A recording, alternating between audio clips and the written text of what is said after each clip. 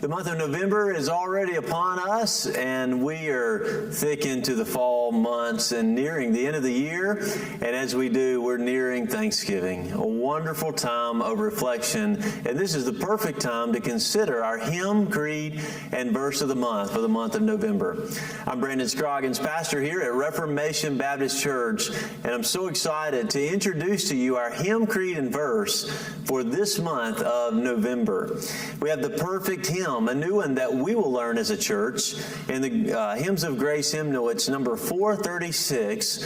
We're going to be learning the hymn and singing all month long in our families, in our church. Hopefully you'll join us. It's "Come Ye Thankful People, Come." Robert Morgan retells the story of this particular hymn. It takes us back to 1844. He quotes Psalm 95:2, "Let us come before His presence with thanksgiving. Let us shout joyfully to Him with psalms." He writes, "Consider this definition of a gravesite for a Christian. An inn of a pilgrim traveling to Jerusalem." That's what Henry Alford wrote for his tombstone. Alford was born October 7th, 1810 in London, and even from his childhood showed remarkable promise as a young man. At 6, he wrote a biography of the Apostle Paul. When he was 10, he wrote a pamphlet titled "Looking Unto Jesus, the Believer's Support Under Trials and Afflictions." When he was 16, he penned a note in his Bible describing his rededication to Christ. He said, "I do this day in the presence of God and my own soul, renew my covenant with God, and solemnly determine henceforth to become His and to do His work as far as in me lies." He was a committed young man. He would make a mark on Cambridge University as he studied for the ministry. One of his deans said, quote, "He was morally the bravest man I ever knew. His perfect purity of mind and singleness of purpose seemed to give him a confidence and unobtrusive self-respect which never failed him." He was ordained and became what Robert Morgan describes as a powerful preacher and brilliant scholar, serving in a town for 18 years before accepting a pastorate of a larger church in London in 1853. In 1857, he was appointed Dean of Canterbury, holding that office until his rather sudden death on January 12, 1871. Henry Alford is remembered for his scholarly books, including his classic Greek New Testament, which was the fruit of 18 years of labor. He published a 2-volume set of psalms and hymns in 1844, and while he was laboring among his flock in a small farming village, he became a very, very beloved pastor. He would visit every home, love every soul, simply teach the Bible, and help the people give thanks to God. Well, this hymn, "Come Ye Thankful People Come," was written for the English Harvest Festival. It's the British version of the American Thanksgiving holiday, which suits it perfect for this time for us of Thanksgiving. The words read, "Come ye thankful people, come. Raise the song of harvest home.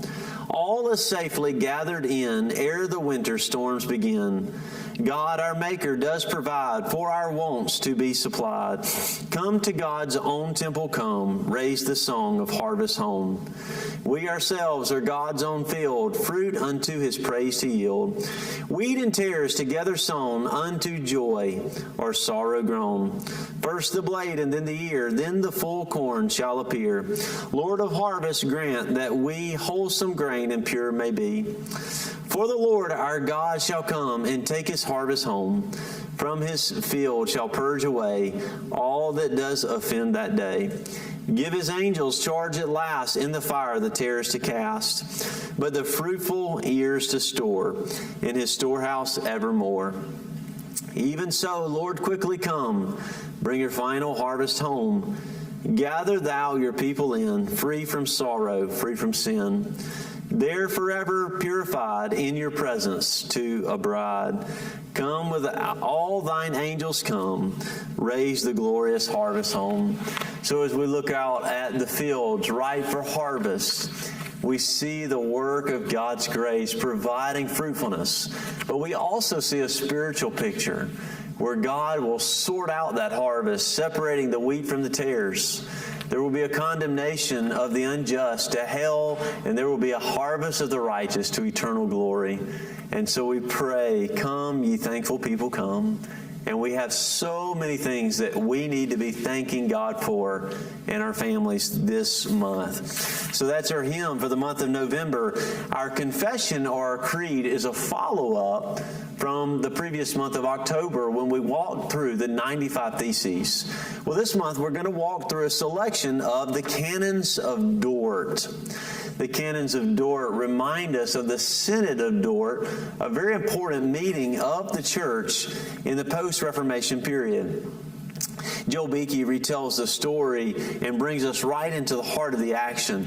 He writes that the judgment of the Synod of Dort on the 5 main points of doctrine in dispute in the Netherlands is popularly known as the Canons of Dort, or the 5 Articles against the Remonstrance. It consists of doctrinal statements that were adopted by the Synod of Dort, which met in the city corresponding to that name in 1618 to 1619.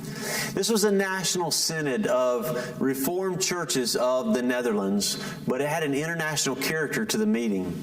It was comprised of 27 foreign delegates who would represent 8 different countries, in addition to 62 Dutch delegates. The synod was held to settle a very serious controversy in the Dutch churches. It had been initiated by the rise of Arminianism. This brings us to a man by the name of Jacob Arminius in 1560 to 1609. He was a theological professor, and he differed from the Reformed faith on a number of important points.